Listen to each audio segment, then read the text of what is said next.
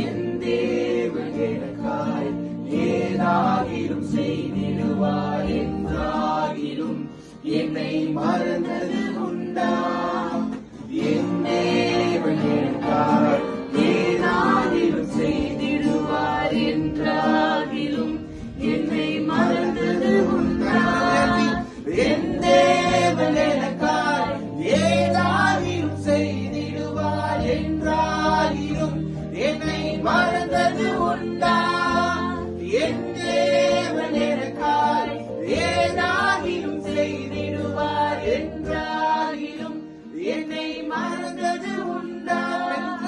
கிரகிக்க முடியா காரியம் செய்தீர் சர்வ ஞானியே, உம்மை ஆராதிப்பேன்.